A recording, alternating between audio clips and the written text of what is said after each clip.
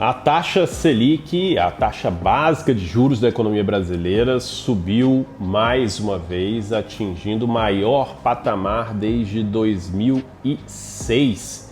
Passamos pela crise de 2008, pela crise brasileira em 2014, pela pandemia e a inflação que veio acompanhada dessa crise depois. E agora, claro que com muita coisa acontecendo no Brasil e no mundo, mas sem pandemia, sem nenhum problema mais sério, a gente está de novo em patamares estratosféricos, com a Selic aumentando agora para 14,75% ao ano.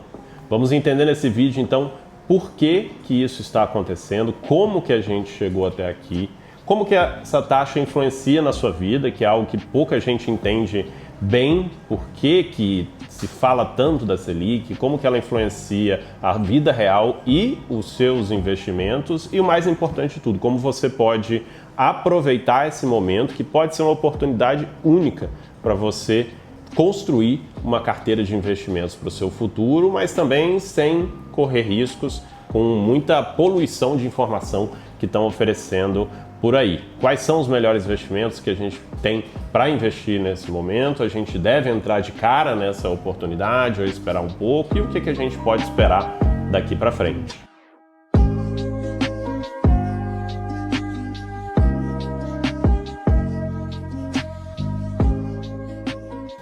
Olá, meu nome é Pedro Jobim, sou planejador financeiro, sócio aqui da Rio Claro Investimentos. E hoje nós vamos falar sobre o que está acontecendo com o Brasil, como que a gente chegou numa taxa Selic tão alta e como investir para aproveitar e se proteger dos desafios desse momento. Mas antes disso, não deixe de curtir aqui o vídeo, deixar suas dúvidas, seus comentários e, claro, conhecer um pouquinho da Rio Claro Investimentos. Nós somos uma gestora completamente independente de investimentos que estaremos aqui para poder te ajudar de forma isenta, sem ter nenhum conflito de interesse, como construir uma carteira de investimentos que aproveite o máximo possível esse momento que a gente está vivendo e se proteja de todo o risco que a gente tem na economia brasileira e da economia global para garantir que você vai manter a sua qualidade de vida apesar de tudo que está acontecendo.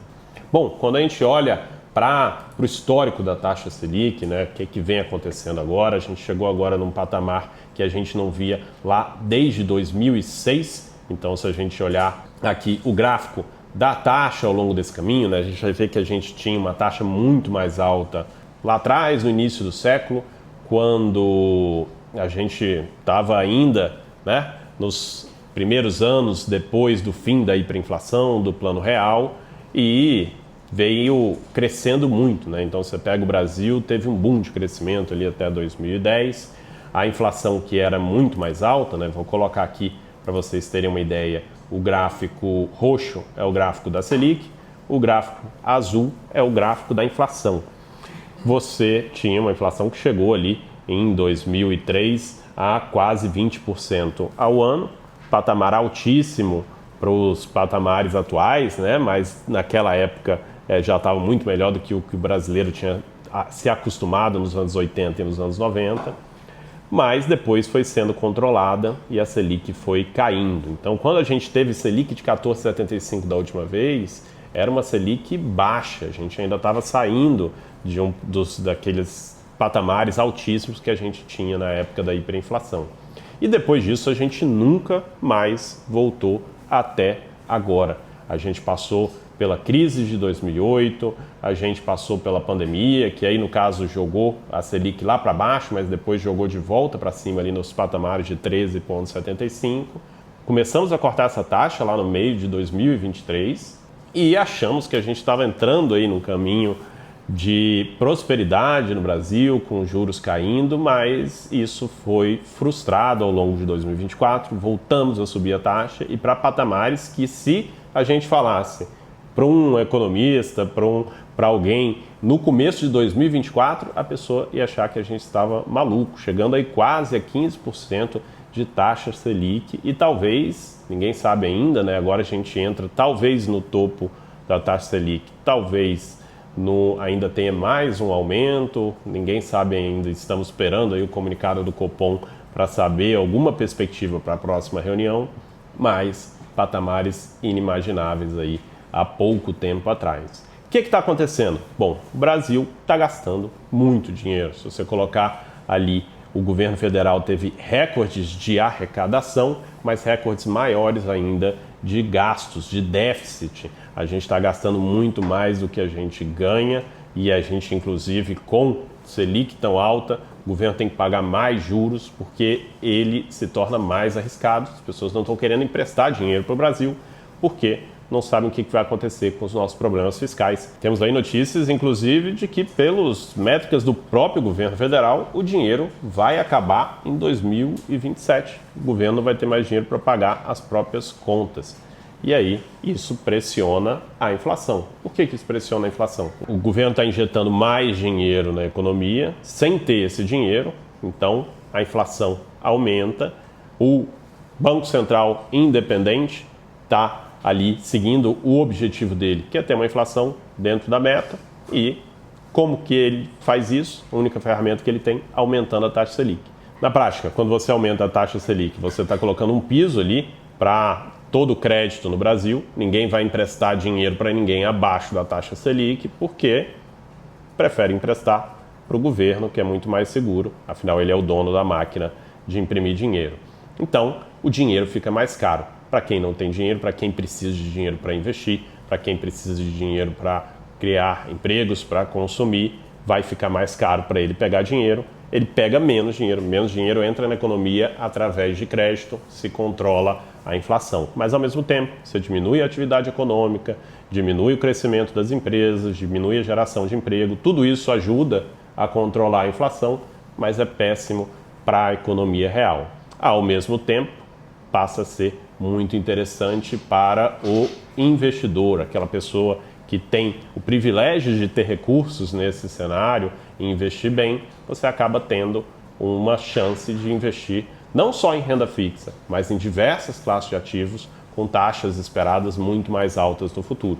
Se a gente voltar a olhar aqui para esse gráfico, que é a inflação versus a Selic, que é uma dinâmica bem interessante, inclusive, de se olhar como elas são espelhadas, né, e como a Selic está sempre acima da inflação, porque a Selic tem que dar um prêmio para quem investe. Eu não vou querer investir no Brasil se o Brasil não me pagar um juros real. Imagina um investidor no exterior, né? Ele não vai querer ganhar 1%, 2%, 3%, que nem ele ganhava em países desenvolvidos aqui no Brasil. Ele quer ganhar 7%, 8% para poder correr esse risco de um país muito mais desorganizado. E quanto maior essa diferença aqui, melhor para o investidor. Então hoje a taxa de inflação, o IPCA acumulado nos últimos 12 meses, segue subindo. Então ele estava aqui no março de 2024 em 3,67%, agora já está em 5,4%, bem acima da meta. Mas a diferença para os 14,75%, você está ganhando 10% de juros real, IPCA mais 10 investindo em Selic, ou seja, é um juros estratosférico, muito bom para quem está investindo. Mas aí a questão que fica agora é: investir em CDI, em Selic, em ativos pós-fixados é a melhor estrutura para você aproveitar esse momento? Muita gente acha que agora é só ficar tranquilo, deixar o dinheiro parado ali no CDI e vai ter um resultado muito bom. Mas a verdade está longe de ser isso.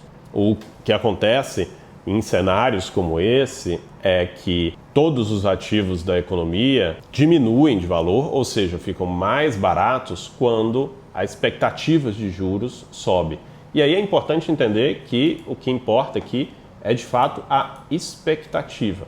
A Selic subiu agora, significa que os seus ativos atrelados ao CDI começam a render mais a partir de agora. Só que quando ela começar a cair, eles vão começar a render menos. Já os outros ativos, eles estão olhando lá para frente, né? Na hora que eu compro uma ação, sempre essa ação também vai sofrer muito com o aumento dos juros e vai se beneficiar com a alta dos juros. Afinal, eu preciso pagar mais barato nos ativos agora, nos ativos reais, sejam imóveis, sejam ações, para compensar investir neles em detrimento da renda fixa. E esses estão olhando para a expectativa de juros, que aí é bem diferente. Então aqui eu estou colocando o DI futuro, que é a taxa de juros esperada para, nesse caso aqui, 2029. São contratos que bancos e grandes instituições negociam entre si para se proteger dessa volatilidade dos juros e que indicam quanto que eles estão imaginando que vai estar os juros lá na frente. Se a gente olhar o que aconteceu nos últimos meses, lá em agosto de 2024, a gente estava com uma expectativa de DI futuro de 11,5%, já bem alta em relação aos 10, até menos que a gente tinha no começo do ano. Mas esse juros disparou de forma incrível ali de agosto até o final de dezembro. Quando a gente chegou ali na véspera do Natal, a gente estava com a expectativa de juros de 15,5% lá na frente em 2029. Isso é uma taxa altíssima que ninguém imaginava que poderia chegar. Depois disso, passado o desespero ali de final de ano, as coisas foram se acertando, o déficit até diminuiu um pouco ao longo desse ano, mas ainda bastante pressionado, e voltamos para um patamar ainda muito alto, mas bem menor, que é de 13,5%. Então a expectativa agora é que a curva de juros, a gente vai ter um pico de juros agora, talvez suba mais um pouquinho, ficar um tempo estável, deve talvez cair, e lá na frente os juros deve ir diminuindo gradualmente, mas ainda em patamares muito altos. Quando a gente olha, por exemplo, o relatório Focus, o último que saiu aqui, a gente tinha há uma semana atrás a expectativa de juros de 15%, agora caiu um pouquinho, expectativa de terminar 2025 com 14,75%, terminar 2026 com 12,5%, terminar 2027 com 10,5% de taxa Selic. Então, patamares ainda altos de taxa Selic, mas caindo gradualmente. O que faz essa expectativa ser assim hoje? A necessidade que se impõe, seja qual for o governo, de um ajuste fiscal, e também a apreensão que existia no final do ano passado de que o Banco Central iria ou não continuar com a sua independência e seguir com ajustes pragmáticos e aumento da taxa de juros, que ele já mostrou que vai continuar seguindo, que vai fazer o que for necessário para a gente controlar a inflação. Entendido como isso tudo afeta a nossa vida e para onde a taxa de juros está caminhando, vem o ponto final, que é como que eu invisto nesse momento para aproveitar tudo isso. A maioria das pessoas pensa direto na renda fixa, faz todo sentido, especialmente ali quando a gente fala de investimentos pós-fixados, em que você passa a ter um rendimento muito maior, mas aqui o problema é que quando os juros cair, ele vai passar a render menos. Os investimentos pré-fixados, que você trava uma taxa muito boa, como os títulos de fato pré-fixados, que são aqueles em que eu travo uma taxa alta hoje, mas que correm um risco grande de perderem para a Selic e para a inflação se os juros continuarem subindo, que é algo que, ao contrário do que muita gente está falando aí, não está completamente descartado, e também os investimentos mistos ali, que são os queridinhos desse momento, que é o IPCA+, em que eu travo um juro de IPCA hoje no Tesouro, mais 7,2, 7,3, em outros ativos até mais do que isso, claro que com um risco um pouco maior. Já quando a gente fala de renda variável, as oportunidades talvez sejam maiores ainda, né? Quando os juros sobe, os ativos caem. Quando os juros caem, os ativos sobem. O custo de oportunidade aumenta, então a gente precifica os ativos para baixo. Então, possivelmente, se as coisas acontecerem bem, a renda variável vai valorizar bastante, que inclusive já valorizou esse ano, exatamente por causa dessa dinâmica aqui, que foi a queda dos juros futuros desde o final do ano passado. O grande cuidado que a gente tem que ter, muita gente está vendendo essa oportunidade como uma oportunidade única, quem investir agora vai ficar rico, mas a verdade é que, olhando para esse gráfico, a gente vê que a taxa Selic já vinha subindo muito há muito tempo. Então já tem gente dizendo que você ia ficar rico aqui quando o juros estava em 13, aqui quando o juros estava em 11, aqui quando o juros estava em 12, aqui quando o juros estava em 14, e todo mundo que tentou ficar rico nessa caminhada foi perdendo muito dinheiro muito rápido. Tem gente que perdeu fortunas no final do ano passado porque tinha apostado tudo em Tesouro IPCA mais 6, que de fato parecia uma oportunidade muito boa, mas se você entra de uma vez com tudo, é muito perigoso, porque esses títulos têm muita volatilidade, especialmente os de duração mais longa, assim como as ações também. Esperamos e torcemos para que a economia melhore, para que os juros caia, para que tudo vá bem. E aí, se de fato isso acontecer, quem investiu bem agora vai ganhar muito dinheiro. Agora, se isso não acontecer, você tem que ter uma carteira bem equilibrada, bem montada, de acordo com o seu perfil, com a volatilidade correta, porque assim como ninguém esperava que a taxa chegasse nesse patamar que chegou agora, pode ser que ela continue subindo, pode ser que a gente tenha muitas surpresas pela frente, não só aqui no Brasil como no exterior, o cenário está bem desafiador.